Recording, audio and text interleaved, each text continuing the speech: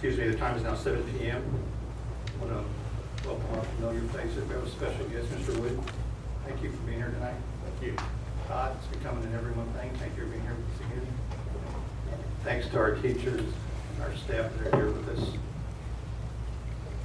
At this time, this is a regular board meeting of the trustees. Today is November the 9th, 2020. It's now 7 p.m. I do call this meeting to order, declare that we have a quorum present. Mr. Stansberry will lead us in the pledges, and I will lead us in the invocation. If everybody will please rise. Pledge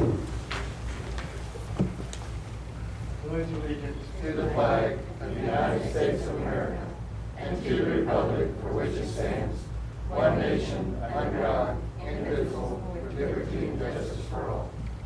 On the Texas flag, I pledge allegiance to thee, Texas, one state under God, one indivisible.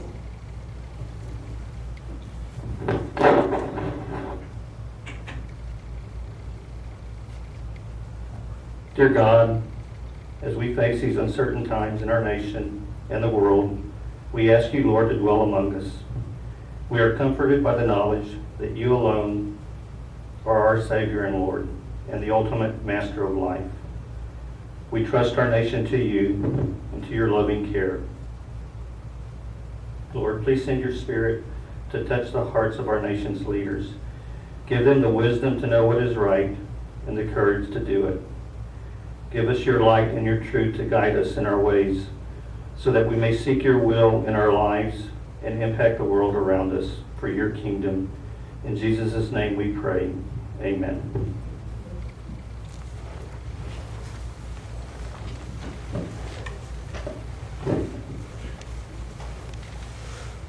The first item on the agenda is public testimony. Let the record reflect that we have no one signed up for public testimony. The next item on the agenda is agenda item number 3, which is the sports complex improvements. I'm going to turn it over to,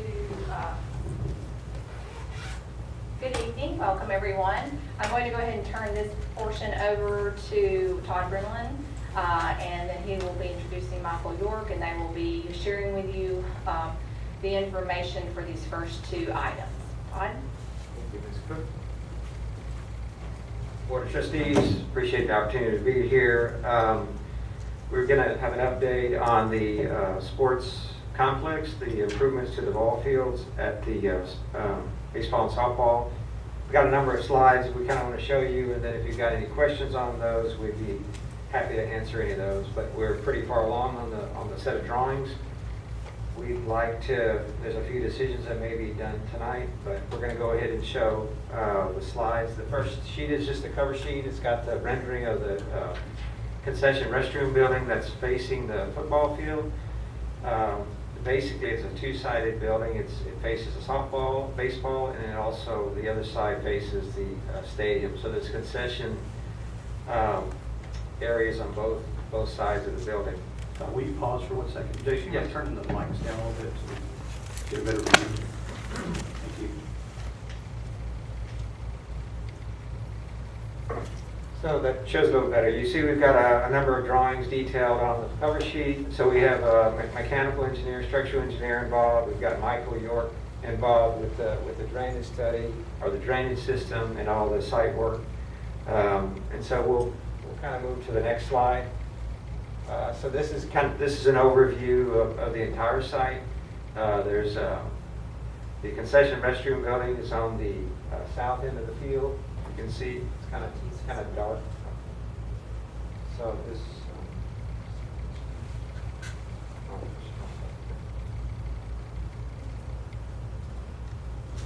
Okay. Thank you.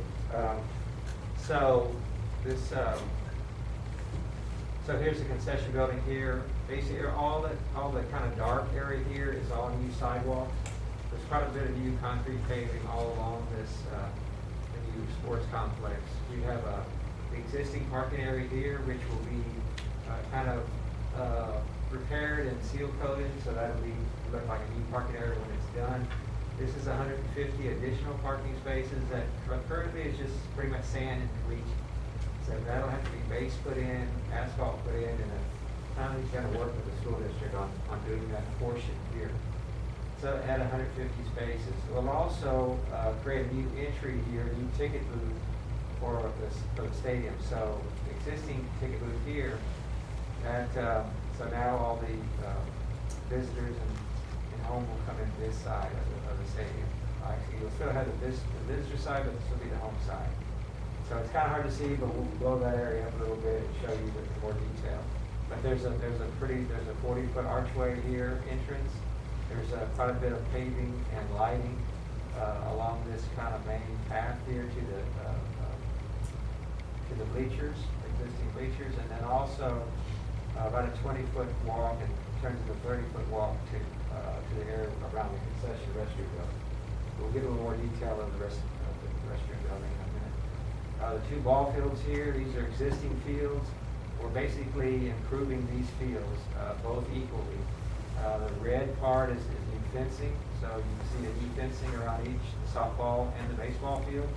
We also have our 6-foot red line here that indicates a perimeter fence that ties into the new gymnasium here. So we're basically providing a perimeter to the entire site, replacing all the 6-foot fencing, gates, and sliding gates along the property. We're also looking at adding in replacing the 4-foot fence here along the outside of the track. Also, we'll go to the next slide, and that'll give a little more blow up of the areas. So here again this is the baseball field, this is the softball field. The white area is now all is the paving. These are new elevated bleachers, so you've got about 325 seats here, plus a new press box for the baseball field. There's a 28-inch concrete block wall here with wall padding, and then instead of doing the chain link fence backstop, that'll all be taken out, and a new 40-foot netting system will, as you see, kind of a modern facility. They've got 4 poles, and so you'll have that black netting about 40 feet. And the same way on the girls softball. This will have 4 poles as well, but it'll have a 30-foot high net, which is standard for softball. The it also gets a new elevated bleacher system and press box, pretty much exactly like the boys. We had to cut it a little bit short. There's about 300 seats here because of the existing light poles we had to work around. But we can add additional bleachers in the future, so there's space on each side for additional bleachers that can be brought in at a later, down the road. Also, the existing batting cages are here. So these right now are just a concrete slab and some pipe and netting. What we're proposing to do is provide a canopy structure there, pre-engineered high-depth galvanized structure that covers both the baseball and the softball complex. You also see down, you kind of see it here, and you can see it here, we're adding bullpens at each ball field. Pretty large, so we have 2 pitchers pitching at one time. The dugouts as well, all these old wood dugouts will be torn out and the new dugouts will be constructed. They're pretty much all exactly the same size. They're 8 by about 32 feet, so the current high school baseball ones are 8 by 30, so they're a little bit larger than the high school baseball. They're about 10 or so feet larger than the girls softball, so they're quite a bit larger.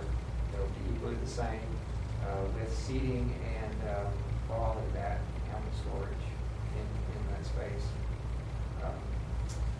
See, if we look up here at the top, you've got an existing metal building. It's in pretty bad repair. We're looking at, currently it's a maintenance storage building. We're looking at taking all the metal panels and roof panels off that are rusted and replacing all those panels, as well as overhead doors and the people doors. So this will be utilized by the the whole sports facility for storage. Baseball, softball, track, pretty much they all ever use this building. And it's about 30 by 60 feet, so it's about 1,800 square feet of space. Let's see, the cistern here, you have a big black, it's about 5,000 gallon cistern that holds water that irrigates the football field. and the baseball field, I'm sorry, the practice field here. So this, we're gonna replace that big tank because it'll be kind of a focal point now to kind of a stainless steel, a tank that will look better with this new complex here. Let's see. I think that pretty much covers this portion of it. We'll go to the next slide. We're looking at the new building. So the new building is pretty detailed. We've got all the women's restrooms here on this side, and the men's restroom on the left-hand side. And then we've got a family bathroom by itself here. This is the concession building for the softball baseball complex, access from each side. And then this is the larger concession building for the football field. And so it's just more detail. We have two areas within that space, plus we have a hallway that connects both. In case there's a large, several games going on, you can open up the entire concession building, or you can shut one end of it down. It shares a big compartment sink, it shares an ice machine, and then there's a refrigerator, commercial refrigerators, two in the larger concession and one in the smaller. And all the counters are stainless steel, and there's 3 overhead shutters on the softball, baseball, 6 overhead shutters on the football concession building. The ticket booth here, that's a detail of the ticket booth at the main entrance. You've got 2 ticket windows. It's 8 feet by 12 feet, and then it's got a little like a package air conditioning unit that'll cool this space. These are 15-foot gates that'll slide open. Visitors will walk through this gateway here. So that's the archway. And go to the next slide, maybe. Okay, a little more detail. The dugouts. You see the dugouts here. Pretty simple. We have that. We're keeping the 28-inch block wall that's going to be standard throughout the facility. That'll all match and go around the dugout.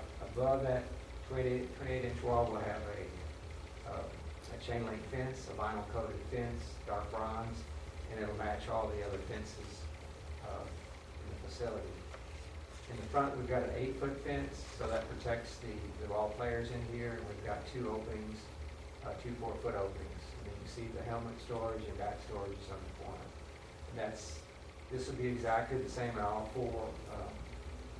4 dugouts, except the visitors will not have this little helmet storage in the softball or in baseball. There's a front elevation of the dugout, side elevation of the dugout.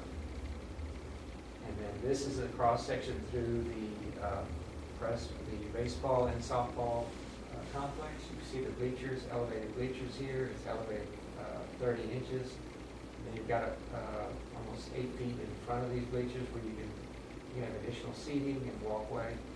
And then this one has the press box in it. And then over the center portion of seats, we have a covered canopy here, so that protects it from sun. That's that center section. And that's on the both softball and baseball. This you can see is one of the 40-foot poles, the netting, and there's that 28-inch high backstop, and then you'll have that wall hanging there.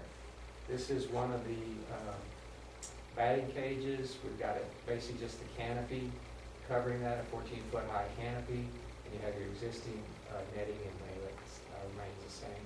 Cross section, just simple shade structure, keeping that equipment. Next slide, this would be some elevations. We've got the front of the concession building. You can see the windows along here, the split face block. This block matches the new gymnasium, so it ties all the buildings, all the new buildings together. You see it's a single slope metal roof. We've got an air conditioning unit here that supplies the whole building. And then we've got both ends. One is the female, the other is the male, so it has good identification on it. Got drinking fountains and a family bathroom. There's a cross section through, So basically, it's a big open space. We have pine honey roof ceilings, exposed lighting, just concrete floors and painted walls. Pretty simple building. This is the gateway. This is the arch here with the ticket booth, the 2 windows, your sliding ornamental gates, aluminum gates, and then we've got quite a bit of site lighting throughout the project. Some that match the gymnasium with the 14-foot poles. And this is just a cross section of that simple ticket booth, which matches the block and the roof material match the concession building. If there's any, okay, this is where Michael takes over the drainage portion of it. Todd, Top left. Todd, before you go down, I got a question. Yes, sir. On the dugouts for the girls Yes. softball team, is that going to be the same size as the existing dugouts? No, no, It's going to be no. 10 foot smaller, right? No, they're the same size as the boys now. So we made them the same length, 30 and 32 feet. Okay, I just misunderstood. I thought you said the girls were going to be 10 foot shorter. No, they're 10 foot longer than what they are now. Okay. Yes, All sir. right. I'm Sorry. sorry. Thank you. All right, thank you, Todd. Michael York, and thank you for having me. I'm going to give you a general overview of what we're looking at here on this civil grading plan. If you recall, I did a drainage study for you all a while back and presented that, and the idea was basically to fill in the main ditch here that runs between the softball and baseball and the football field and these buildings here, and then for all of the ditches in here to make them bigger so they actually, clean them out, make them bigger, make the water flow and hold more so everything else that you want to be dry can be dry. That's basically what we're doing here. It's a little hard to see, but all in here on Todd's slide, all the black, your sidewalk coming through here. This is where all the water used to flow. Now we're putting that underground. We've got a 5 foot wide by 2 foot tall box culvert that can hold plenty of water. And so that box culvert is all going to drain ultimately to here, to the existing inlet, goes into a county's drainage system. We are actually proposing to make this, we're not really making it bigger. We're keeping the flow line the same here, but we're just flattening that slope out so we can keep it as deep as possible and basically just cleaning it out. So that helps us to make all of this deeper, and we continue that flow line all around the baseball field. We'll have a shallow ditch that runs all the way around it, all the way through here and then to this culvert. And the parking lot will drain all the way to a ditch that's right here. And then again, it will go under the road and into here, ultimately to the inlet. Practice football field here. It's going to have the same ditch on here, and then there's one right here that runs this way. Then the softball field will drain like this and then come out to the pond. We've also got the storm system actually extends all the way up to here, just in case if this system were to get backed up, it can actually dump into here and then make its way back. Same thing here. We've connected the ditches here. That way if one of these gets backed up, it can overflow and go the other way. So I'm trying to put in some backup measures in here just in case some things get backed up. In addition to that, we're showing some swales in here where you guys have had some flooding issues, ponding issues. I'm going to put some sidewalk drains in here and let this flow out, and then make this a little deeper here so it can tie into the storm system and hopefully keep everything dry in here, which is the goal. That's basically the general overview, and this is preliminary, but we're pretty far along and it's coming out pretty well. Mr. York, can you show us where the culvert system starts there by the baseball field, where the actual culvert will end or start? Yeah, so we're going to have culvert under the road here, and then open ditch at this driveway to the parking lot. There'll be another short culvert, and then open ditch up to this point here is where the large culvert starts, and that actually runs all through here, kind of weaves in around the existing buildings, the batting cages and existing light poles and fencing. So it kind of snakes through here, and then it actually comes to right here. And there'll be another storm line. There's a box here with an inlet here for this whole area to drain into here. and then it'll come down and make its way back out. Once it gets to this point, it's open ditch. All of this down here is just open ditch. But the culvert's running all the way to the gymnasium, is that correct? Or does it tie into the gymnasium? It stops right here. So the gymnasium basically drains straight into the pond. Some of this area will drain here. It'll make it into this swale that goes out to the pond. But again, I've added this inlet here just as a backup. So if this ever gets backed up, the pond is full, this is a little bit deeper so it can fall back and then get into that storm system and make its way back the other way. It's essentially what you've got now. All of this ditch is connected and it drains both ways, one to the pond and one over here. But they're connected, that way it can flow both ways. So keeping that same thought process. The only thing I wanted to add was we're also looking at, in the future, if you do turf fields, we're looking at a way to tie those fields into that new storm drainage. So kind of planning for the future there. That's right. So I've got some junction boxes in here. And this storm is as deep as it can be based on what's existing out here, like I said before, all the way back to here. So we'll have connection points for in the future when the football field or baseball and softball have underground drainage.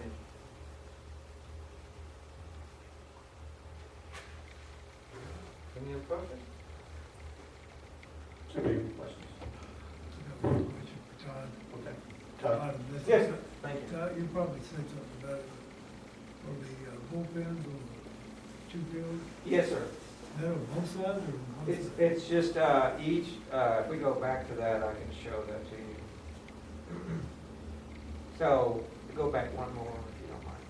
Okay, so we've got the bullpens right here. This one is 75 feet by 16 feet. And then on the softball, I think it's 60 by 16 feet.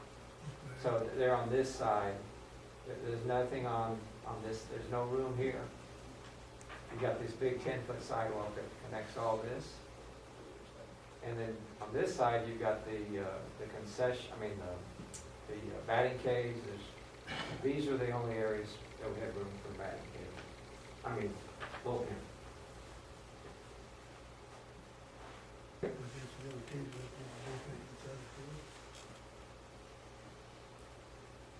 Well, You're saying that there's dual bullpens. Well,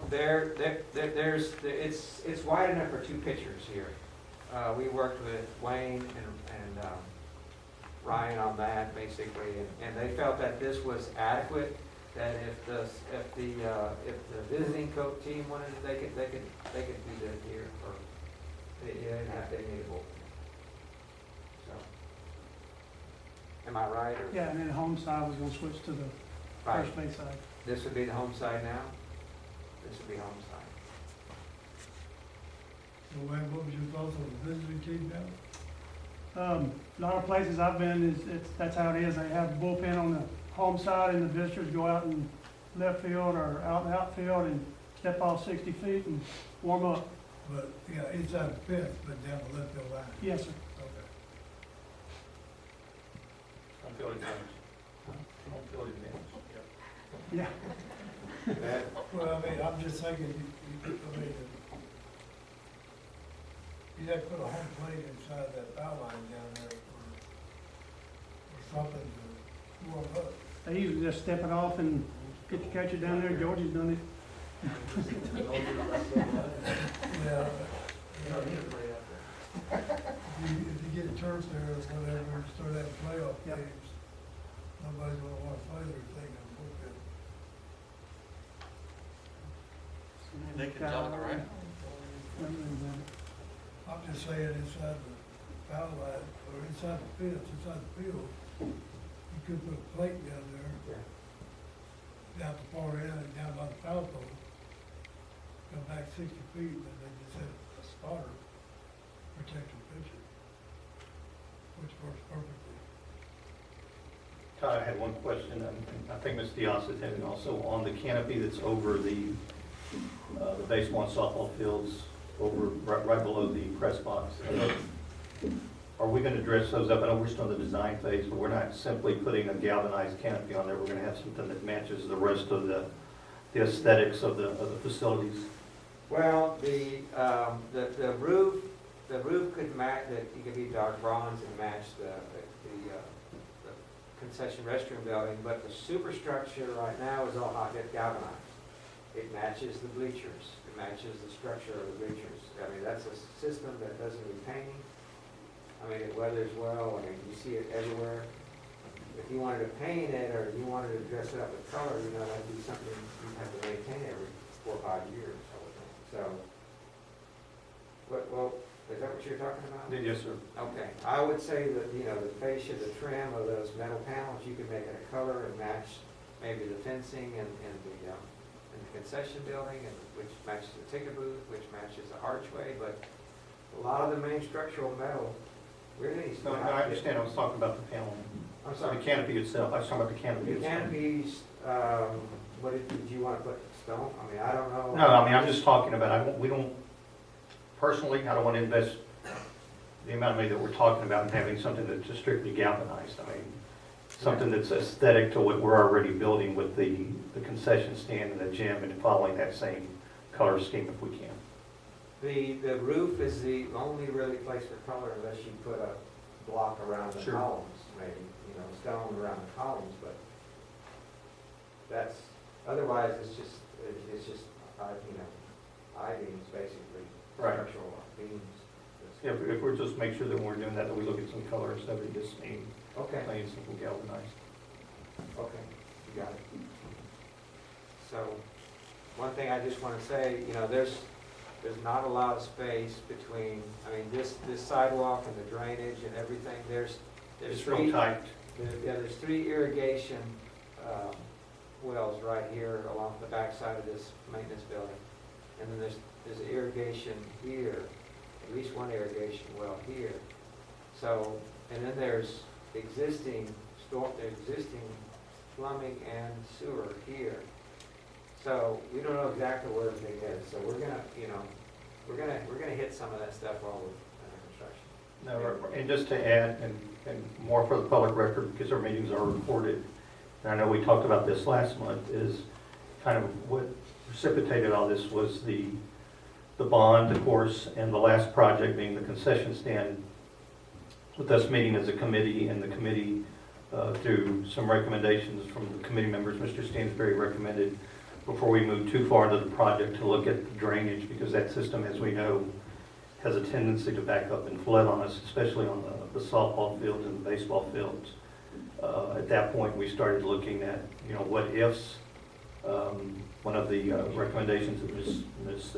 Cook made was looking at the parking lot area and partnering with the county to do that for a cost savings to the taxpayers. And then we started looking at, of course, with security concerns. A lot of our campuses are totally open with this backside, and moving the concession stand to the south side. If we were to allow those as entrances into the baseball and softball fields, the backside would be open along the, I think that's Demery Lane that's on front of Charlie Marshall.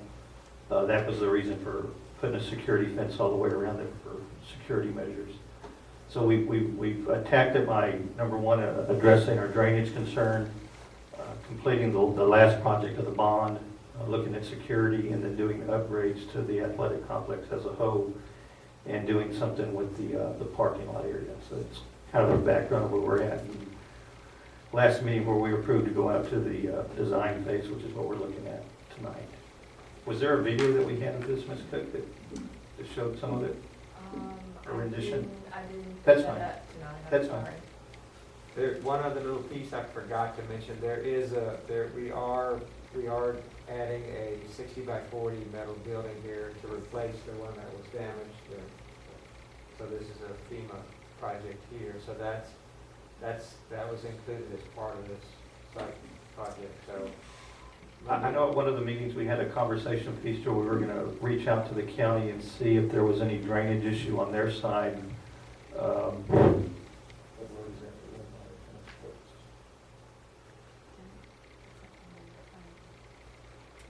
forget the road is, but you know, we're talking about the county tie-in that we have on the backside. On AC Blunt, the drain over there, AC Blunt, Yes, right in that area. where there's county drains over there, and I guess we asked the question last time, was, is there gonna be adequate draining with the county so we're gonna increase the flow over there, we know that. Are there gonna be, is it gonna back up on the county side backing to us, or is the county gonna be able to handle that overflow? No, so there aren't any concerns about sending the added flow. You can't see it on here, but on the, well, if you can go to that civil sheet, I guess we can see it. But over, I showed we're slightly improving this large swale over here that goes to that inlet into the county system. You've actually got an existing detention pond. It's very shallow, so it can be used for recreation things, but it is a detention pond. And so the idea is as you start to add more paving and more things, you can make use of this detention pond by making it slightly larger. But right now, I'm working on the calculations, but so far everything looks to be adequate. For really your added paving is just this parking lot at this time. The county didn't have any concerns with their system. They also didn't have much information on it. They recently did some upgrades, but it'd be off the top left of the page here. So they really didn't have any information on this. But as far as they knew, there weren't any current issues. Well, I know the county does some work down by Walmart, Lakeville, they used to fill the roads. I think they did some work down there to try to solve that problem. The flooding down there up the road by Walmart, so hopefully, it'll be adequate enough to handle it, so. Are we tearing down the existing concession stand and the No. bathrooms? No, ma'am. No, that'll stay in operation. Planning on using them, or Well, we're hoping that visitors will use this building here for the restrooms? for the restaurant. For sure, and then, Tennis. probably use the concession area for tennis storage. Oh, okay. And we're Or gonna use- potentially, they want it, I mean, I don't think they normally have a concession stand for tennis, but no, we weren't going to tear it down, we were going to just repurpose. Yeah, and I think we also talked about maybe using the bathrooms over there Yes. for tennis as well, and that. We're gonna redo the maintenance bill. I don't think you mentioned that. Did you mention about the maintenance building over by the football field? We're gonna redo that too, right? Yes, sir, yes, sir. We went in there, we took, basically all the panels, all the metal panels, it's basically a metal building, it's 30 by 60. So we're replacing all the exterior panels on that building, pretty much putting it back the way it was, but probably adding a door on this side where the coaches could come off the sidewalk here and get their equipment. We're gonna have a 10 by 9 overhead door that ties into where the track would come right in. They can bring all their track equipment into this building as well, right off that sidewalk. So, And there's all, you want to tell them about the plan for the other building? yeah, and so everything that was in this building, somebody built like a wood office, all that we tore out in the open space. But we're looking at a 40 by 60, which is about the same size building that was destroyed at Harvey. So, we've got a plan on that. We need to meet with Charlie, make sure that this building suits his needs, but we're trying to get that building up and running as fast as we can. So it'll be included with this set of documents. Did the demolition include demolishing the old ticket booth? I wasn't taking this down. It could be taken down, but it's a small building, small structure. If we do that, then I guess we just have maybe a set of gates here, rolling gates. We still have visitors, or since your bleachers in here, you'll have people exiting that way anyway. You want to tear it down?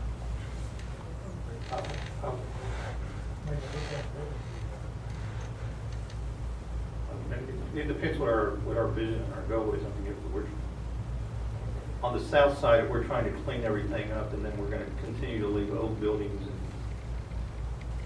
that we have on the premises, I don't know that we're exactly accomplishing all of what our vision was. I mean, from my standpoint, I would say we're not going to be using the ticket booth to just go and demolish it, get it off, get one of the eyesores off the premises.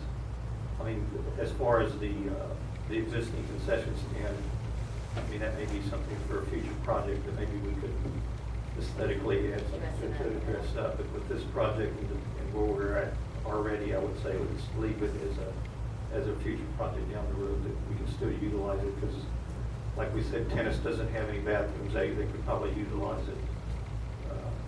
And if we do dress it up at some point, it can become a bathroom for the visitor site. So, I would say demolish that building. Very well, some trees. Okay. Okay. I think the last slide, we had a breakdown of the cost. Second, I'm sorry. Mr. Stanfield, yes. Yes, sorry. Well, I just got an opinion on the ticket booth from that year. If we go back to, and hopefully soon, we had the crowds we had in the late nineties. People parking at that end of the parking lot. I think the ticket booth would come in here. So walk all the way down to the other end. We could, I mean, it would cost a little bit, but you could flat it the same lot. That's what we did in Ingleside, and it matched, made all the buildings match. I mean, if you put a 1-inch veneer on it, and that would, you could make them all look the same. But, The ticket booth is right next to the stand, right there. yeah, right here.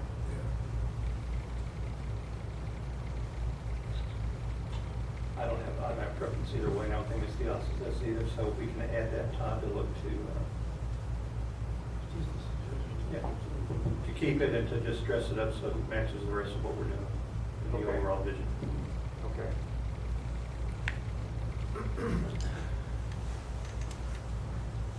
Any other questions or comments? The last slide we had was basically, we tried to put numbers to all the parts and pieces, and they're broken into 9 divisions, basically. And so we try to be realistic with costs and reach out to contractors and subcontractors and equipment suppliers. And Michael York provides the drainage portion of it. So the number, kept growing, and as we added things, it kept growing and growing, and we broke it out, like I said, in each division. So you see the girls softball, every line item, everything is accounted for. Quite a bit of site concrete, that's one of the bigger numbers, the backstop and netting, press box and bleachers. So there's a line item for each part, even the fencing around the main field, curbing for the fencing for future turf, the dugouts. That should be 8 by 30, so there's 2 of those at each. The furnishings for the dugout, the bleacher, the seating and the storage, the bullpen. Each complex has a bullpen. Bleacher canopy is the center only. That's that cost there for that shade structure. Canopy for the batting cages, that's that structure. Sound system for each field, so that's that number. And then pretty much the boys softball or baseball is pretty much similar. You have the site concrete, you have the fencing, the press box, the bleachers. We go on down, you have the drainage improvements. So this is from Michael York, the 821, so that's all that box culvert, all the grading and drainage.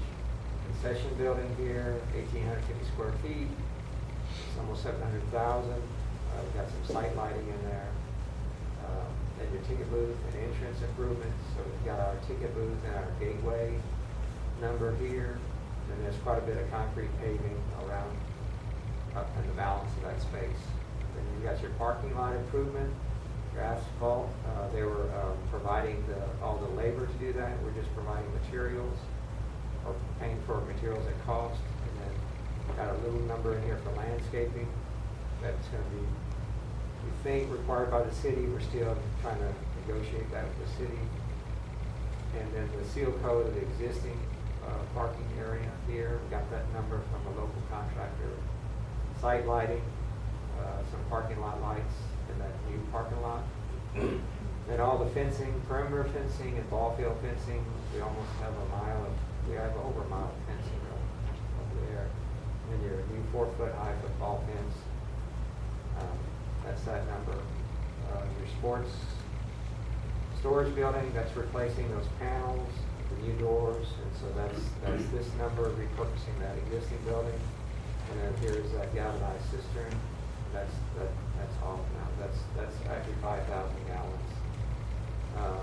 And then the maintenance building here, which is 324, that's the number that we got from Cheryl for replacing the existing building that was torn down.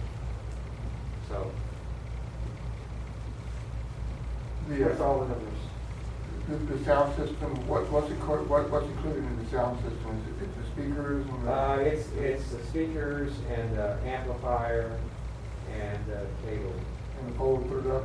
I think they're gonna probably try to put it on us, if we do have the canopies, they'll put them on that, they'll hang them on the canopies, on that center canopy. Jason, you can turn the lights on now, please. So,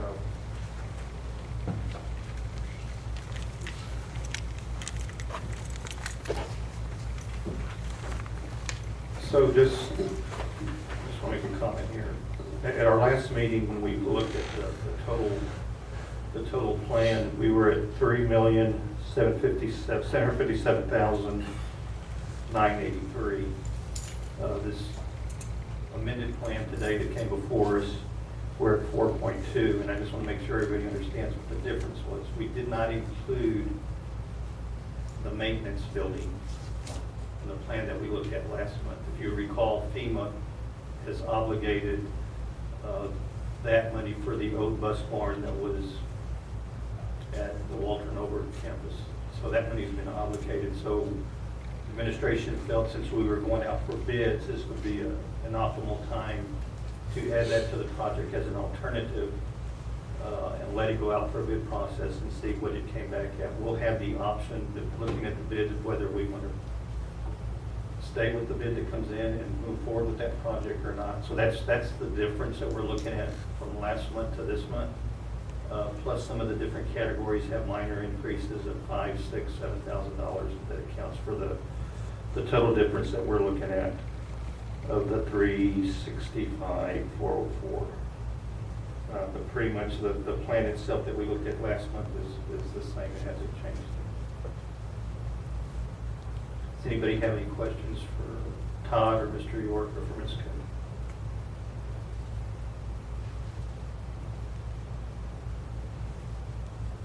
If we don't have any questions, then the next item is to consider and approve the method of procurement for the sports complex improvement. I think Todd's going to do a presentation for us.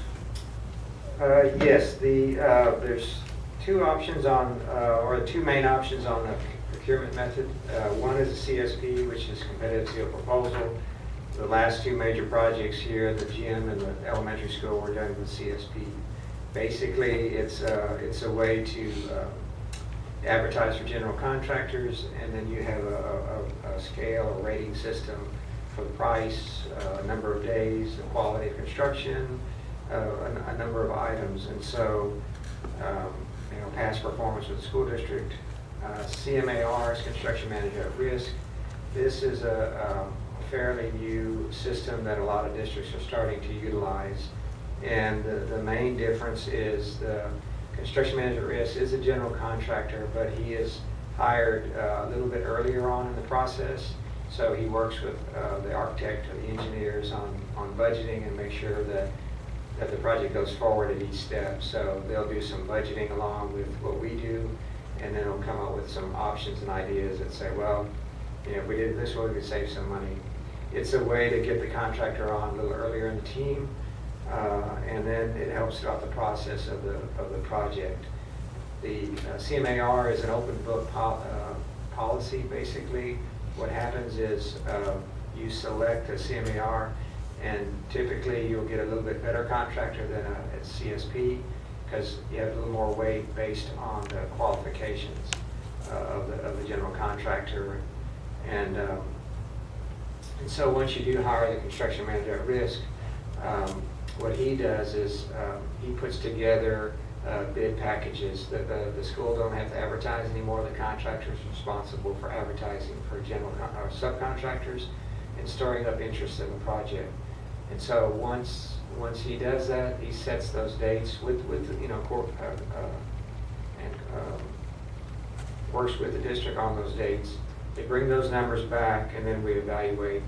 The whole team that looks at all those numbers. So like I said, it's an open book policy. It's very transparent.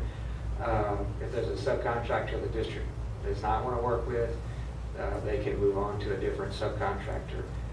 Once all the numbers are put together and the contractor has an acceptable grand total that the district is in agreement with, then they enter into a GMP, a guaranteed maximum price, based on all the sub bids and their fees, which the fees are basically the first part of what they present to you. So they'll present their fees and they'll present their qualifications, and then you'll hire them or select them based on that. It's just a different way to build a project. I know the last project we had with Kruger Construction, it was kind of it was more based on price, so you had less ability to select a different type of contractor. So this is just a way to look at the general contractor a little closer and look at their qualifications. The negatives or the disadvantages are it could possibly cost more. You know, I mean, it could cost a little bit more percentage-wise, from say 0 to 5%, based on the number of contractors out there. And it'd also take a little bit longer, probably another 2 or 3 weeks, just to put the front-end documents together. So, but overall, we feel it's a very viable way to produce a project. You'll have a lot more contact with the contractor throughout the process, and you know he'd be at the board meetings presenting as well as myself. So it's an option and one that we've used with quite a few school districts in this area successfully. Does he have on staff his own architects and engineers and surveying? No, they do not. They do not. They're still really a general contractor, but they do more coordination with the city, with planning, with staging, with phasing, stuff like that. So they get more involved with the project. So typically there's a pre-construction fee for them, and it might be $2,000. Some of them charge 0, but I mean at $2,000 to $3,000 or $4,000, and basically they work, you know, at the front end with us and with the engineers before it goes to bid. So it's just we found some of the better contractors are CMAR now. They don't really go after low bid anymore. Low bid contractor, it could be somebody that's very new, somebody that's, you know, you're not going to want to get to build your projects. So we try to get a contractor that has a little more experience, and typically those are CMAR contractors. Or any questions? Well, the CM, The question is, are we going to have a project manager assigned to this? You'll have a project manager from the construction person. The same kind of they're same contractors. They bid it both ways, but there are some that are a little bit better at CMAR. So, but you would have a project manager, and you'll have a job superintendent, and then you'll have somebody in their office that is kind of over the other two, and so they'll do inspections maybe once a month over the whole team. Right, so Todd, I mean, you were on board with this during the last project, so just being as clear as we can be, the questions being asked because of some of the issues that we had at the last one. So Exactly so right. We're talking about the project manager. Is it a project manager that's independent of the CMAR? No, he's not. No, the project manager, there's not really a third-party project manager. No, it's still the same relationship with the architect and the contractor.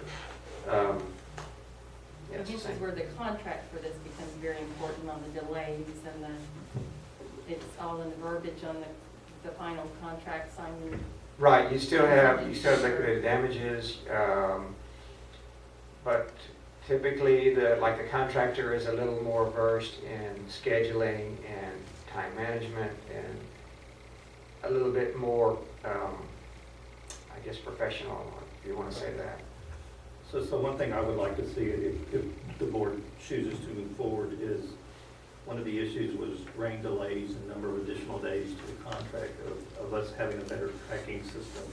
We can report to the board of what we're looking at. So not at the tail end of the project, we find out that we have another 180 days added to the project. We know on an ongoing basis of what Right. those days look like. Yeah, I think that would be at the monthly board meetings, we would present those delays. Any delays, whether it's material, whatever those are, they need to be transparent in every board meeting, I would say. And I would also like to say that if there's any order changes, because those become very expensive, those need to be included in the report as well. Exactly, right, Change orders. right.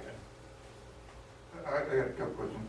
One, on the CMAR, the guy that's gonna be like a project manager, but again, that's not included into the price of the project so far, that's gonna be. Well, yeah, a cost, right? No, it'd be part of his fee. If you look at the estimate here, you see a general conditions fee, and then you'll see an overhead profit. And that's exactly what the CMAR does. It's really no different than CSP. So what you were trying to do in your estimate was trying to account for that and get us close to that ballpark. Right, The right. variance or the difference is gonna be in what the actual cost is in that first. It could be 1%, 2%, or 3% if we were off in the estimate.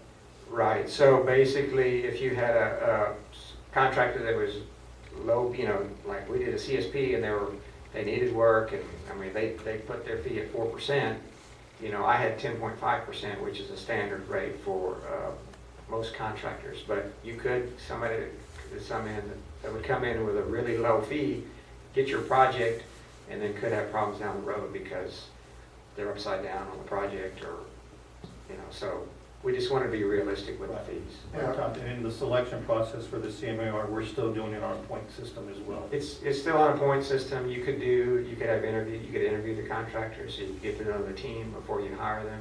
Typically, you'll ask for their fee. You'll give them a scope of the work. They'll send you a fee. They'll say, my general conditions is X and overhead and profit is Y, and these are all my qualifications. These are all the projects I've done. And you could put an interview in there as well. You could say, we want to interview the team, and then you've got a team of 5 or 6, and you grade those teams. Well, I guess my question is back when we start funding the project, I don't see anywhere, like, last time we had architect's fees added to it, we kind of surprised people, we thought that was included into the initial deal. I don't see those on here either, is that in there or not? Yeah, the contractor fees are all in the estimated cost of the project. So what we got in front of is what the project would cost, including your fees? Yes, plus sir. The other guy? It's at the very top. At the very top of that spreadsheet, at the very top. This picture right here? No, the one in your board packet. Looks like that. Okay, yeah. It's the very top. Yeah. And there's line items, contingency allowance, general It's right here. conditions, contractor That's at the top. overhead profit, Yeah. A&E fees, Yeah, so those okay. were included. Well, we made sure those were in there. Yeah, I just want to make sure we didn't have last time, because Yeah. so the expenses we weren't expecting got added to it, and they go, whoa, where'd that come from? So, No, sir. Anybody else have any questions on the two methods?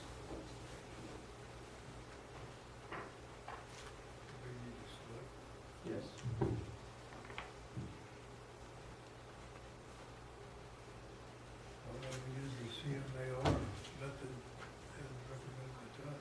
I have a motion by Mr. Stancery to approve the selection method of the construction manager's risk for the sports complex improvements. Do I have a second? second.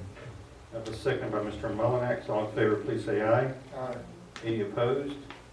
Motion is approved. Thank you, Todd. Thank you.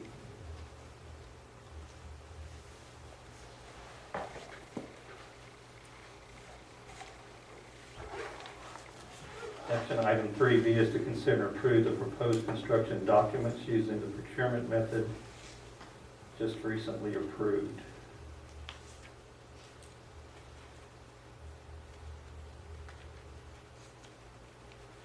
Included in your board package are the cover sheet, the overall site plan. These are what we just looked at a minute ago, correct? Yes, sir. Okay. Site plan, the enlarged plans, the exterior elevations, and the overall grading plan and the improvements. Does anybody have any questions? I do. You mentioned the process of interviewing versus we could do this, we could do that. Who makes that decision of this process? Are you going to just filter them and then give us the top 3 No, or the scores? I sent Cheryl and Ms. Cook a sample one we used for another school district, and it has guidelines in there, and there's a one-step process which we use standardly, and then there's a two-step process which you evaluate their fees, and you select 2 or 3 finalists, and then you interview those finalists.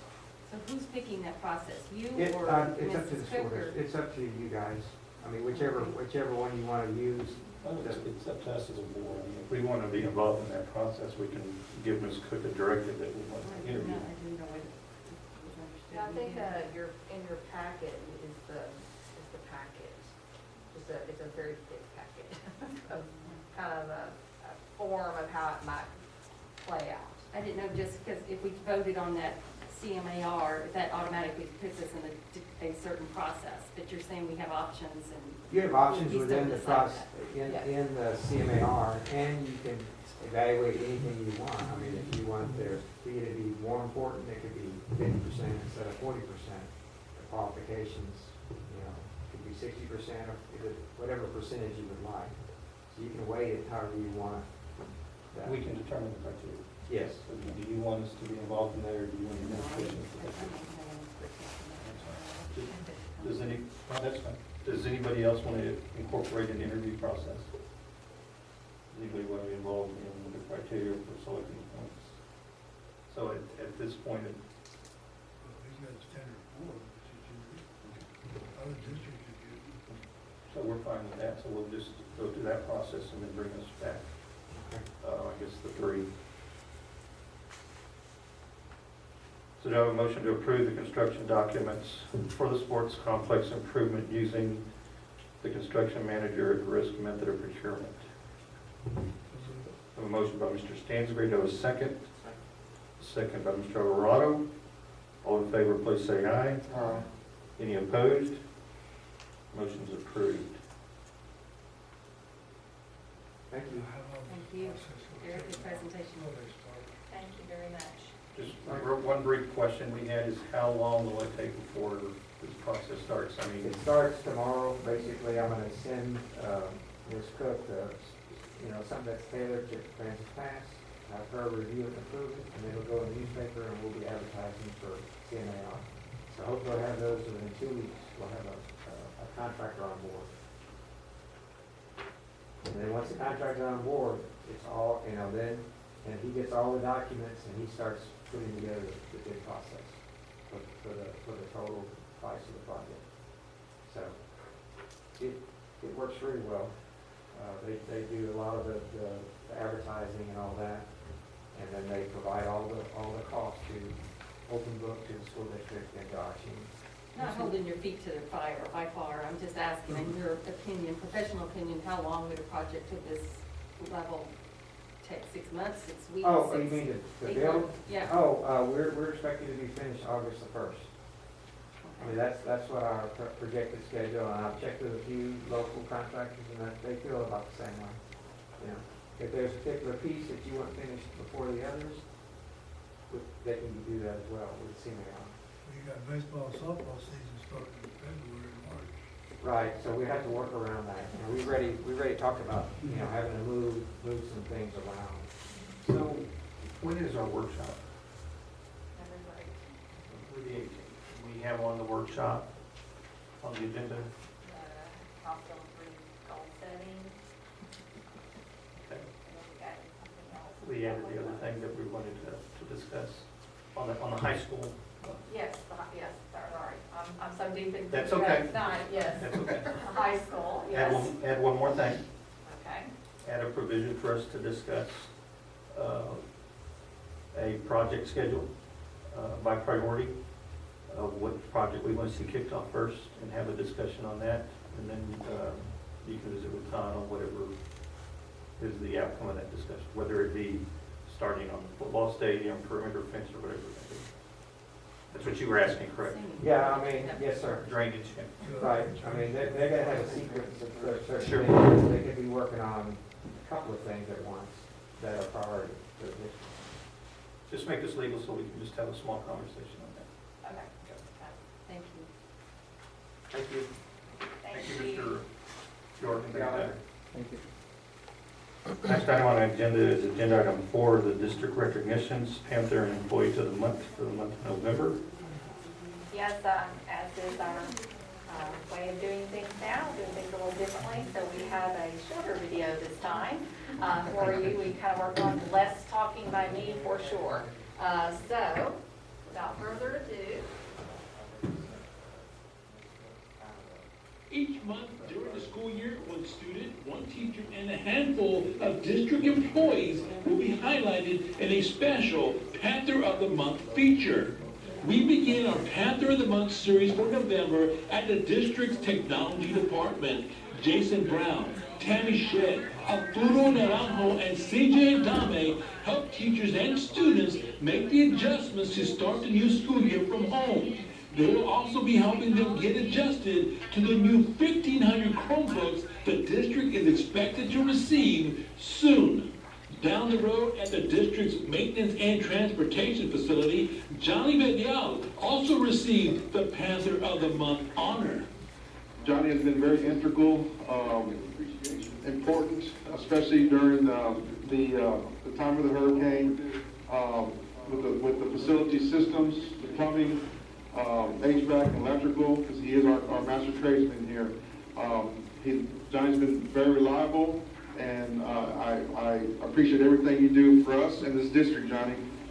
And over at Charlie Marshall Elementary, Brandy Wilson was named Teacher Panther of the Month, and Tyrone Wallace was named Student Panther of the Month. She works hard and always tries to do her best. She is friendly and well-liked by her fellow students. She is well-mannered and always considerate of others. I'd like a big round of applause for Tyrone Wallace. Come on up, Tyrone. Tyrone, thank you for being a wonderful representative of Aransas Pass and Charlie Marshall Elementary and letting your true characters show through. You're very much appreciated. Next stop is Falk Elementary, where Principal Jason Mansfield did the honors of announcing our Panthers of the Month. And this month, our Panther of the Month is in Miss Hawes' class.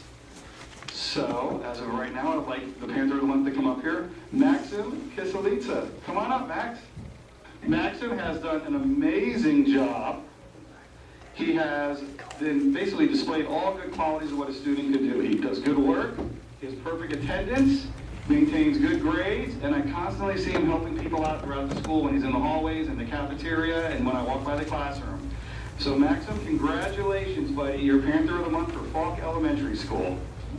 We also, every month, pick an Employee of the Month, which is a teacher, or it could be one of the ladies in the cafeteria, or the custodians, and we have our Employee of the Month in this room. Who does everybody think it is? Miss Hawes, congratulations.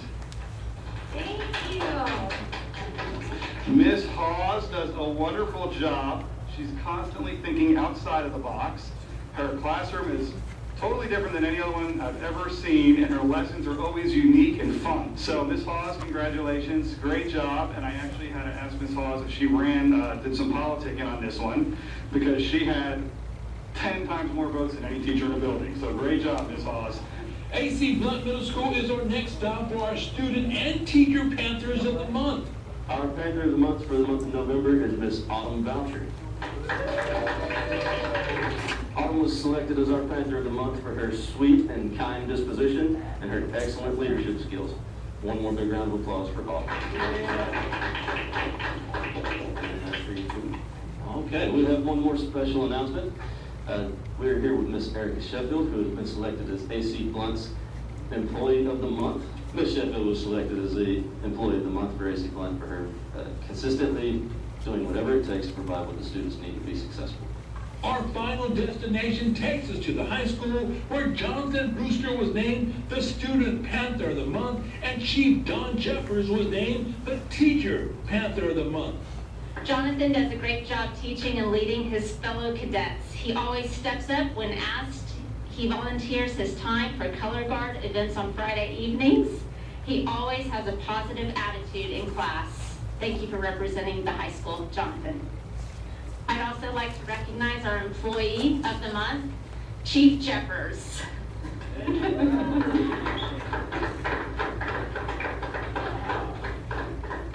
Congratulations, Chief. Chief Jeffers consistently goes the extra mile with his students. He sets a great example for them to follow, always putting forth his best effort. He exemplifies what a good teacher should strive to become. Thank you, Chief Jeffers. APISD teachers and other staff members affect the lives of hundreds of children every day, and their work and impact extend far beyond the boundaries of the classroom. Congratulations to all our Panthers of the Month for November.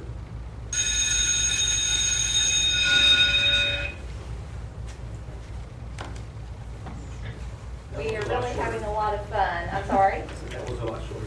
Yes. Yes, he's getting better. He's learning with us how to do all of this virtually. So, but it really is fun doing it, surprising them and going in. And you can tell they really appreciate it. And so it's kind of another good outcome to some, not being able to do things the way we did it traditionally. So that is that part. Would you let me go on with the superintendent's report? No, just on behalf of the board, I know there are employees and our students aren't here, but if they do watch on video, we congratulate them and thank them for a great job. And our next item is the superintendent's reports. We have the return to learn update, the APISD lab confirmed positive COVID-19 cases, attestation for terminating remote learning for individual students, the enrollment report, and a revision to the 2021 calendar, and then a program evaluation for ESL. Go ahead, Ms. Cook. Okay, I'll go through this pretty quickly. In your package, you have what we also post on the website. This is the actual form that is posted there and updated as we have cases. You'll see as of 11/6/20, we had a district total of 10 staff members. This started back June 21st. This is a culmination of from June 21st through 11/6/20. 10 staff members that had a lab confirmed positive test. We have 3 students, recovered staff, 9 recovered students as of that date, 1. Of course, we would love to be able to say we did not have any, but when you look at the numbers, some of our other districts are unfortunately having to encounter and having to have closures. We're very thankful. I don't want to brag by any means because that's usually when stuff starts happening, but I just want to applaud our staff, our parents, our students, taking care of business, being careful, wearing the mask, keeping things clean. We're so glad that when we did have these student confirmed cases, they had the students separated like they were supposed to. They had their mask on. They were taking care of business. So instead of having to send classrooms full of children home, it did not affect as many. So we're very thankful. We need everyone to keep that up as we continue to go through this and come out on the other side. Any questions on that? I'd just like to comment. Most of you know I deal with this on a daily basis, and kudos, 1,600 kids and that many staff members. Y'all are just doing a fantastic job. I'm very, very, very proud of each and every one of y'all, and I know it's not easy. It's amazing that y'all have been able to contain this as well as you are, and everyone buy in. So I'm very proud of y'all. Thank you for all your hard work. Great team effort. Thank you. The next portion was bringing to you hot off the press the attestation for terminating remote learning for individual students. If you recall, I brought to you when we talked about the need that when we wanted to bring all of our students back and how that we wanted that to look, and we had decided that we would wait until second semester, getting past before we decided to bring all students back. But we discussed how we had quite a few failing students not engaged with their attendance or either not doing well with their work. And you all agreed with us that we should bring, if they were failing and not showing progress, that we would bring them back into the campuses so we could get them caught up. Shortly thereafter, I sent you a message that we were told by TA that we could not do that. So then many of us sent letters back to him, the commissioner, explaining what we were really dealing with, because sometimes I think they sit there and not knowing the circumstances. So we shared some of the issues that we were dealing with in our different districts. So we appreciate that he listened to us and did come back as of Thursday. As I said, that Thursday afternoon is when I got this. So I went ahead and put it in the board packet. Haven't even had time to talk to my administrative team about this, but I wanted to go ahead and show it to you. So we do have the leadway now to look at students. Let me get my other paper here. Basically, we can discontinue remote instruction for individual students that have a class average of 70 or below, or a student that has 3 or more unexcused absences in a grading period. And this is all by the guidance that has been provided from TEA. In order to do that, there are certain standards that need to be put in place, and you can see that they ask these questions on this attestation, because if you, as a district, if we decide that we wish to move forward with this opportunity to bring these students back to get them caught up, then they want to ensure that we put several things in place. One being publish the procedure for canceling remote learning.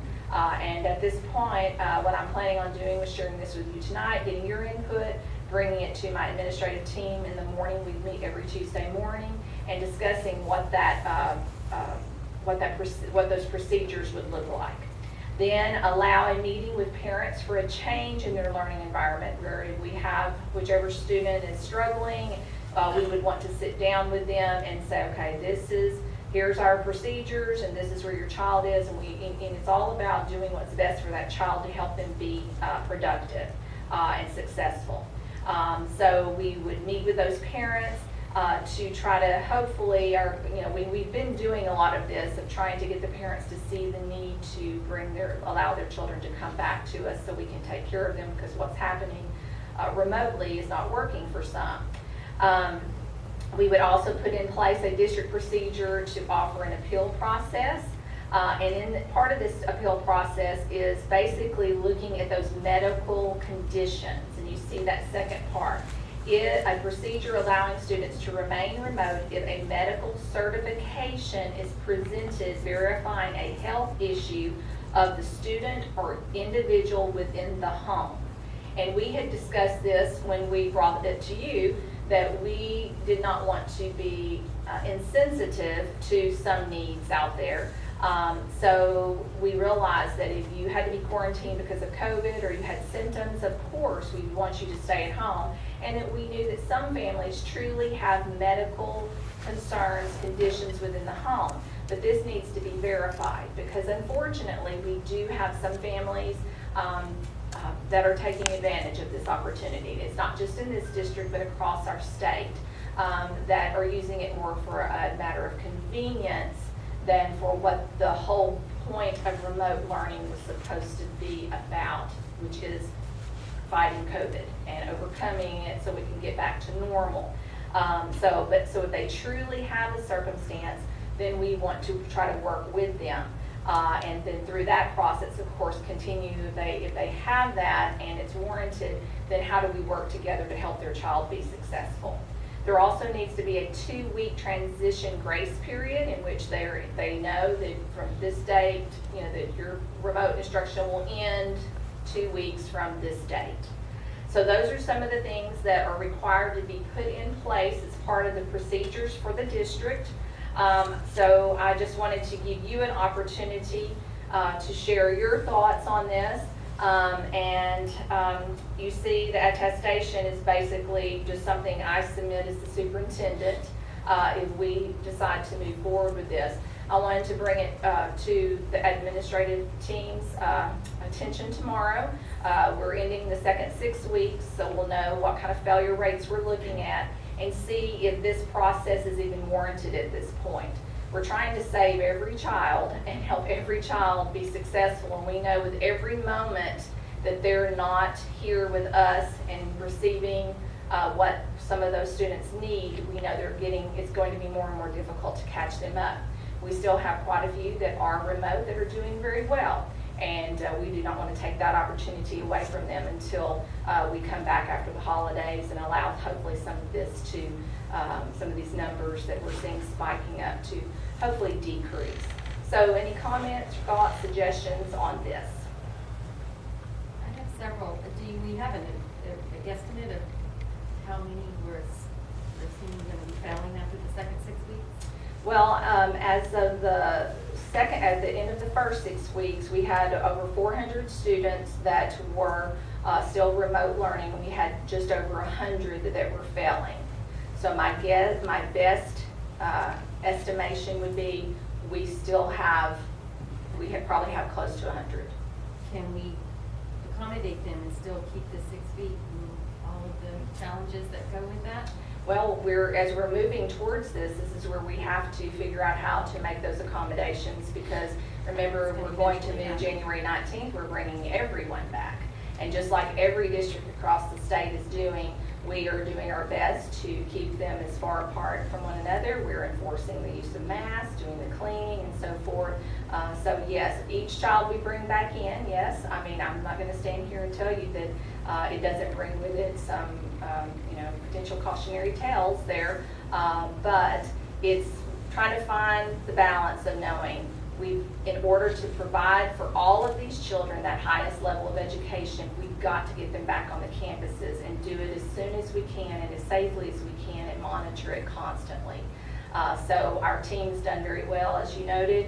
We will continue to do that and watch it carefully, and if we see there's any, of course, if we started seeing a spike or something occurring, we would definitely readjust and rethink what we're doing. So we've tried to come at this very, very carefully and will continue to do so. I think the thing to add to that is, when you started hearing the national discussions, statistically, when you look at square footage of students in the building, and everybody's in there, that's not a reality. You can do, that's why you have to have your safeguards and best practices and make sure that everybody's implementing them with fidelity, which I think we've done based on our numbers, but we'll get to that point eventually. I don't have a problem with the attestation. I'm a firm believer in parental rights, and what are you going to do when you have that one parent that just has that rampant fear that they don't want their student in the school building, but yet they're failing. So we have to have that appeal process, whatever I imagine would end up eventually in your office once it all goes from the campus. So those are my only comments. Anybody else have anything? This is information, it's not an action item, correct? No, it's just, I wanted you to be aware that that was the rest of the story, and we're continuing. We've kind of been back and forth on that one. Then the enrollment report, this is actually the one that we put in this time was as of October 30th. This was our snapshot day. Each year we have a day that is that special day that we look at. This is where we base a lot of our funding off and so forth. Our number was 1637 is what we built the budget off of this year, and our enrollment on snapshot day was 1646. So that's a hallelujah, amen. Our enrollment has continued to increase, and you remember we ended our year last year at 1603. So we are still seeing an increase, and if I remember my numbers right, actually as of Friday, we were sitting at 1653. So we continue to grow, and we are pleased with that, but it does present more challenges. The more students, the more room we need, and so forth. So we continue to celebrate and work hard to keep everyone safe. This is out of pure curiosity. Do you know what we were last year on our snapshot? Are we 50? Oh goodness, I couldn't even tell you. For some reason, I want to say, I could not even tell you. I will look that up and send it to your email. That's a great question.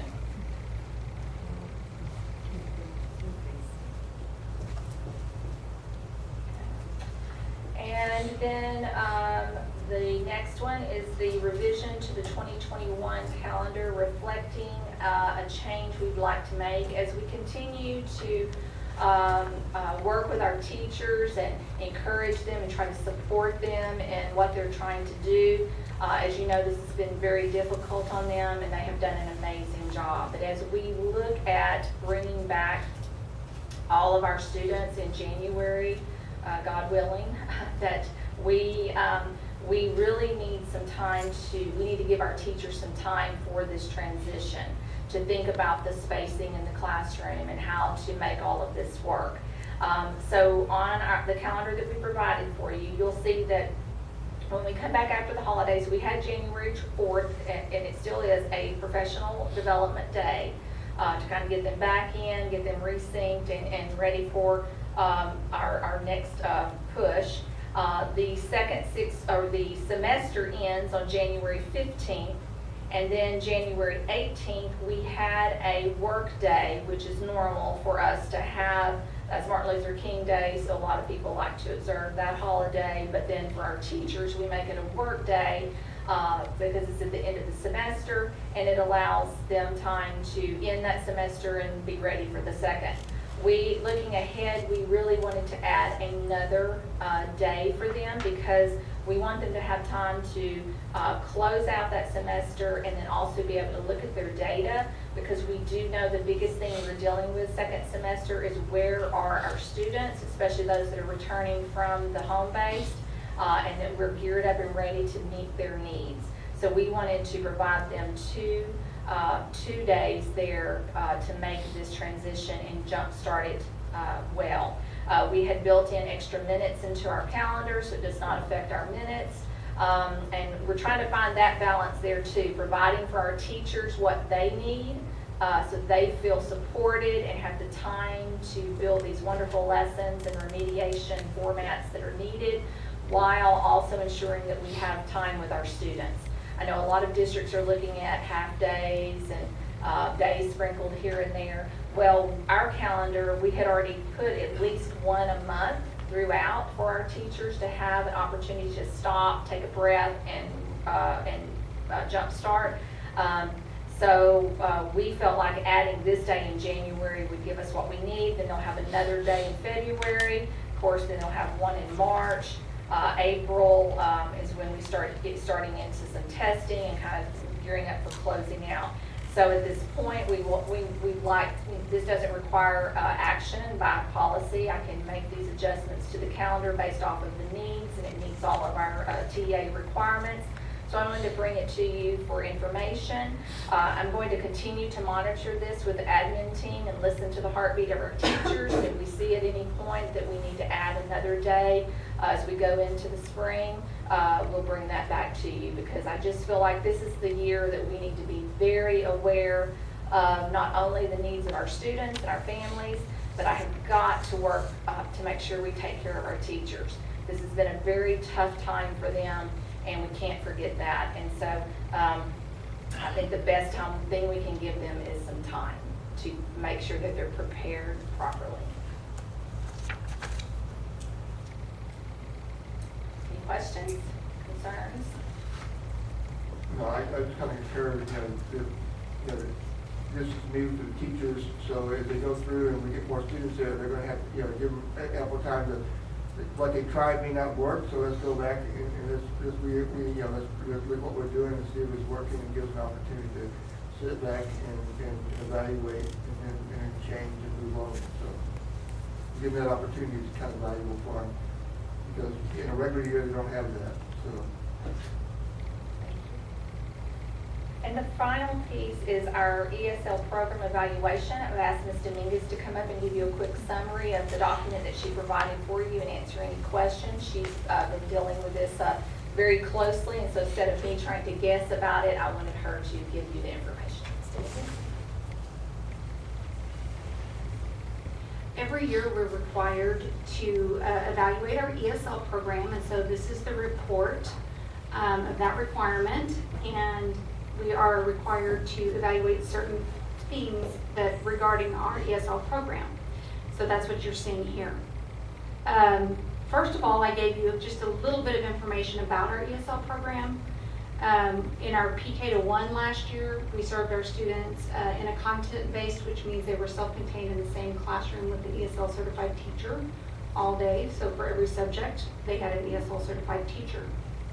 In grades 2 through 12, we did a pull-out program where students had an ESL teacher for their English language arts instruction.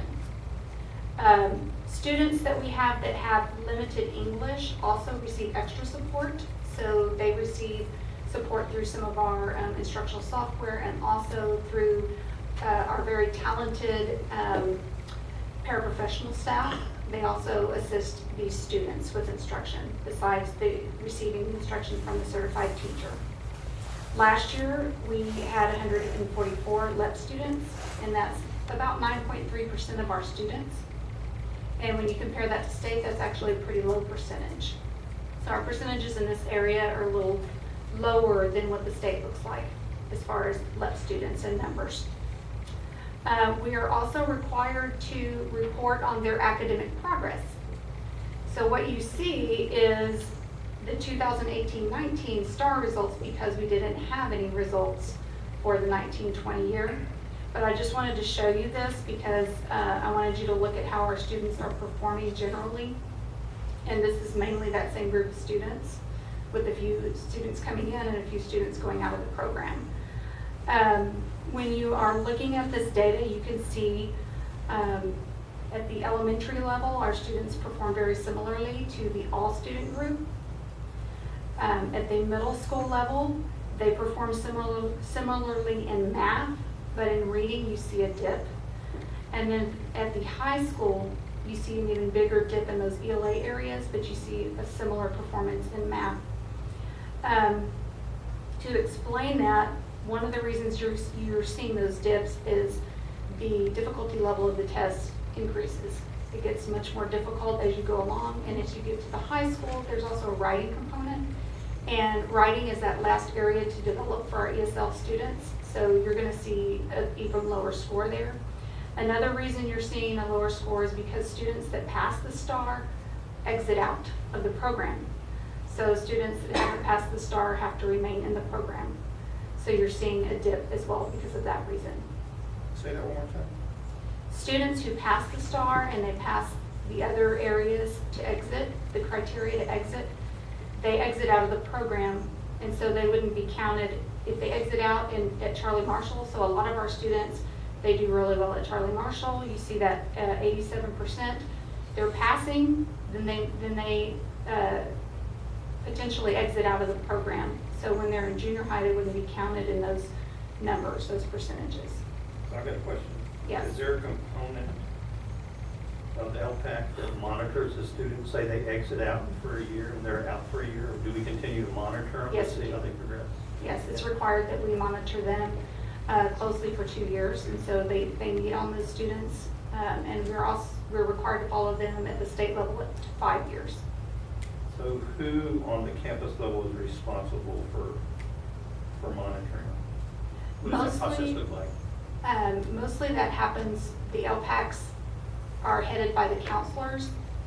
So they're the ones that hold the LPAC meetings.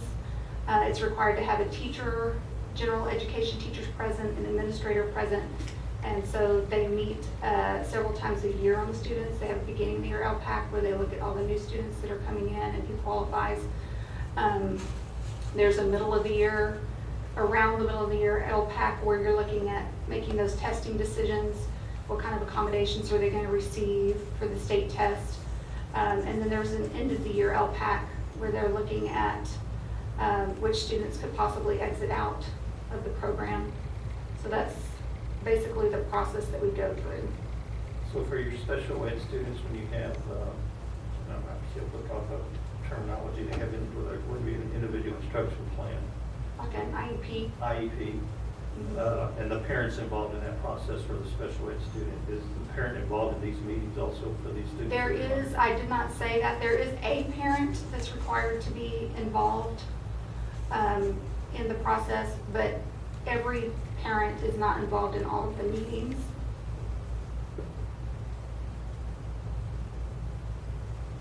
Because they don't parents don't generally come to the LPAC meetings.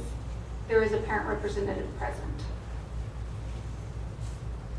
And how is that process documented for district records?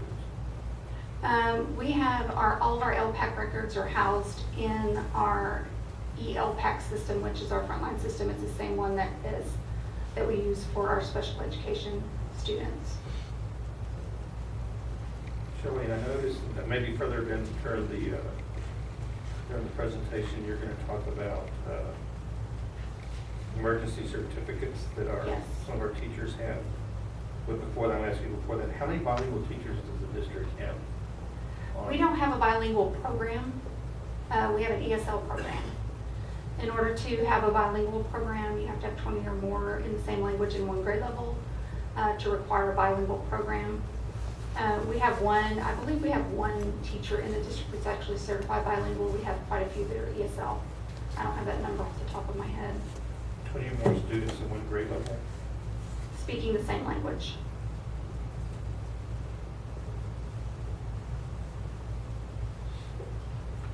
Gotcha. I'm concerned with the low numbers, so I'm just sure like the whole district. Sure. When you start looking at from middle school to high school, those are alarming. I don't know what they compare to the state. But thank you. You're welcome. Besides the academics, we look at the English language proficiency level, and that's a different assessment that the state gives, and that's the TELPAS. You see the TELPAS composite score, which is a combination of the areas that they're tested in. Here in the table, they're tested in reading, listening, speaking, and writing. They can achieve a beginning, intermediate, advanced, or advanced high level. One thing to note about this data is the 2020 data is not complete. It doesn't include all of our students. We were not able to complete the TELPAS process at every single grade level because of the shutdown. So we had finished the reading, the listening, the speaking, but we hadn't finished the writing at some grade levels. So that is not complete data for 2020. 2019 it is, and you can see the comparisons there. You see that the percentage on the left-hand column of students that progressed greater than one level, so they may have gone from beginning to advanced or intermediate to advanced high. In this report, you also see the percentage of students that achieve the advanced high rating. And again, you see that advanced high percentage going down at the higher levels here as well.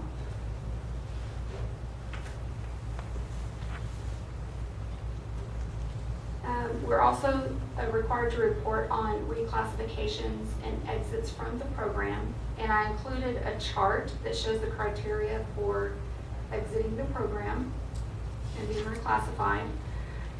This chart is based on what we usually use, which is the TELPAS test, the STAR assessment, and then there's a subjective teacher evaluation. Last year we did not give the STAR test.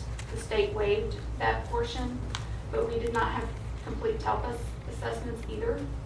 And we had a new test for English proficiency that we use as well that we could have used, but the counselors and the committees did not feel comfortable exiting any of the students that we looked at. We looked at them all individually to see what would be best for each of them, but they did not feel comfortable based on the information that they had reclassifying any of the students or exiting them from the program. We wanted to keep watching them and keep monitoring them to make sure that they were being successful. How does it work with all the kids that are remote learning that are in this, you know? I understand if we're on campus, but how do we get those kids to test them and do all that kind of stuff with them if they need to, if they're remote? It's the same type of services. They receive the same type of services remotely. So they'll receive it either with the ESL certified teacher. They may receive some instructional support through a paraprofessional. So they'll receive the same in our software, our online software. They'll use that as well. You see here last year our waiver status and our certifications. It's another area that we're required to do our evaluation on. Last year, we had 6 teachers that taught under the waiver, meaning that they were not certified ESL. We were working on getting those teachers certified. We were able to get 2 of those teachers certified, but we did not get the others certified, so those are on our list to be certified. We're working with those teachers. One of the things that was a barrier for us was the shutdown, because they closed the testing centers and everything else, and so that caused us some issues there. We're also required to have a professional development plan, so if you submit a waiver, you have to have a professional development plan. Our plan, we included some coaching with our plan because you guys noticed some of the STAR results, and so we included instructional coaching to assist with some strategies to help those students in the classroom. We also included in our professional development plan some training to get the teachers certified. So that's what you see here. Shelley, is it hard to get the teachers that are trying to get ESL certified? Are they handpicked by the principals? Are they asked? Do they volunteer? How do you determine who's trying to get ESL certified?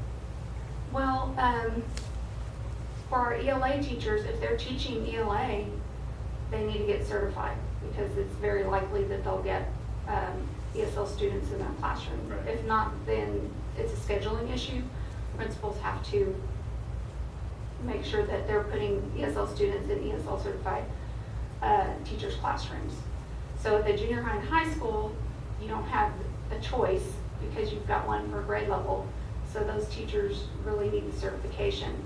At the elementary level, you've got a little more flexibility, but it's just good practice to work on getting these teachers certified. Do we offer them any incentive? We pay for the test, for them to take the test one time, and we also, but we do not pay for them to get the actual certification on their certificate, so they have to cover that cost themselves. There's no stipend or anything. The ESL stipend, no. Is that something that would help? I'm not sure. To get more teachers certified, or it is possible, always possible. That's something we can look into. Usually it's bilingual. If you have a bilingual program, you usually have a stipend for bilingual teachers. I don't know of a lot of districts that do stipends for ESL.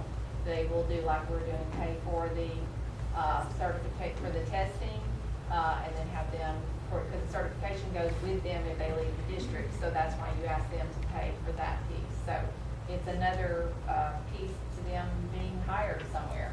So, but it's definitely something we could look at and see what other districts do and see if it's really become a part of a requirement for teaching, especially South Texas. Well, that's what I was going to say. I mean, when we have an opening, surely we're doing everything we can to make sure that they're certified before we offer a position to someone that isn't. At one time, we had the Education Service Center come over, provide instruction, like two nights, like 2 weeks, to come over and did that. And we had, like 8, 10, 15 teachers attend that and attend that training, and then they take the test. Or, we try and do something like that, or just we send them over there. We generally send them to Region 2, but we can, that's always. Well, I don't know what would be more cost effective to do that, because again, you're paying for the class, but I'm not sure how much it would cost them to come over here and get the 2-day instruction. It'd be cheaper to get a group of teachers. You could have them, we did it after school, and, we went over there like 4 o'clock, and did instruction like 2 days, and went through the instruction there. And then, like I said, the district paid for the test, so. If you need more teachers, just let go. I don't know which is a cheaper option. Anybody else have any other questions? Do you have any more information for us? That's it. All I have. Thank you. The next item on the agenda is agenda item number 6, the financial reports. Included in your board package is accounts payable, budget status of investment report, tax collection, bond finance report, and the FEMA project summary. Does anybody have any questions on any of those reports?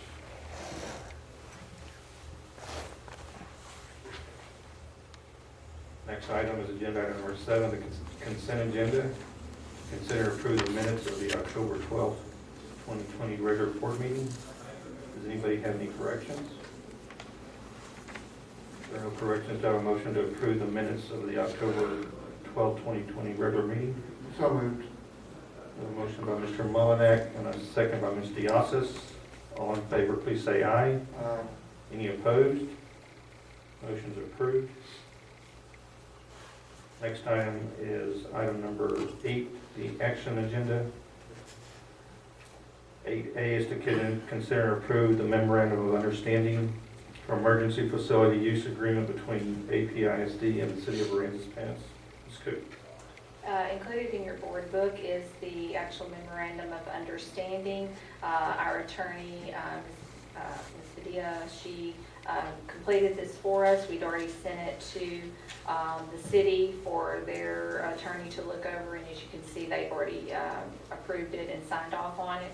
This is basically a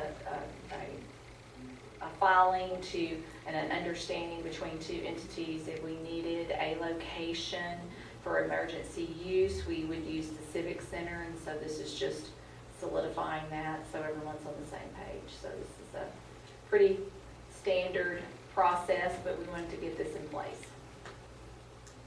So does anybody have any question on the MOU? Because it's made for the EOP, right? Emergency action plan, that, you know, so we have to have an alternate facility to relocate. Yes, sir. Any questions? A motion to approve the MOU between the City of Aransas Pass and the school district. I have a motion by Ms. Diossis. Have a second. Second by Mr. Stansberry. All in favor, please say aye. Aye. Any opposed? Motion is approved.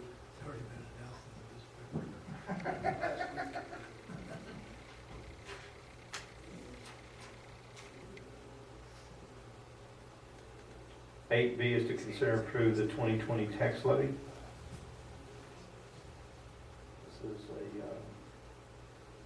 a normal action item. Does anybody have any questions? If there are no questions, do I have a motion to approve the 2020 tax levy? Motion by Mr. Stansberry. Do I have a second? Second by Mr. Alvarado. All in favor, please say aye. Aye. Any opposed? Motion's approved. 8C is to consider and approve the rescheduling March 2021 regular board meeting. I believe it's during our spring break. Is that correct? Yes, that calendar will show you that March 8th through the 12th, that being the second Monday, the 8th, is during our spring break. On the 15th, we actually have a work day. It's the Monday after we also return from spring break. So the option we would like to see would be March 22nd, which pushes it quite a bit, but it would be very difficult to get everything out to you before. Well, actually, you wouldn't even have a lot of your the budgetary items, because by the time for us to get it out before spring break, she doesn't even have a lot of her information in. So we'd like to move it to March 22nd. I have to say, as I was looking at this, also, let's say a prayer that when we come back on March 15th, that we're back at normal. That's where all this started. If you remember, the spring break is where we began our COVID trip. So hopefully that trip ends, if not before, at least by that time. But we can do it on the 15th if you so choose, but it would be very helpful if we could do it on the 22nd. Make a motion, we accept the March 22nd revision of the calendar. I have a motion to approve rescheduling the meeting for March the 22nd by Ms. Diossis. Do I have a second? Second. Second by Mr. Mullinack. All in favor, please say aye. Any opposed? Motion's approved. Item number 10 is discussion topics for future meetings. Does anybody have anything they would like to request? Okay, we'll move forward. Item number 10 is to convene an executive session. Section 551.074, discussion of personnel appointment employment evaluation, reassignment, duties, discipline, or dismissal of a public officer or employee. Section 551.082, consider discipline of a public school child, A, expulsion appeal hearing. Time is now 8:45. At the time is now 10:19. The board is reconvened in open session to act on any items requiring action from closed section. At this time, do I have a motion to modify administration's assignment of JJAEP placement to DEA placement for the remainder of the school year to become effective Tuesday, November the 10th, and to be reviewed at 90 calendar days for good behavior, good attendance, and good grades by the superintendent for possible return to campus? So moved. I have a motion by Ms. Diosas. Do I have a second? I have a second by Mr. Alvarado. All in favor, please say aye. Aye. Any opposed? Motion is approved. At this time, way back up. Mr. Gutierrez? I want you to understand the board's giving you a second chance, but at the same time, we believe that the action that happened was very severe, and we're bringing you back from placement in Corpus to placement here for the remainder of the school year. So your future is in your hands as far as what you do down there. If you do everything that the school expects you to do, then Ms. Cook will review you and possibly put you back on campus. But make no mistake, second chances in life are very rare, okay? So the board's putting a lot of faith in you to do the right things, okay? The time is now 10:21, and this meeting is adjourned. All right. I usually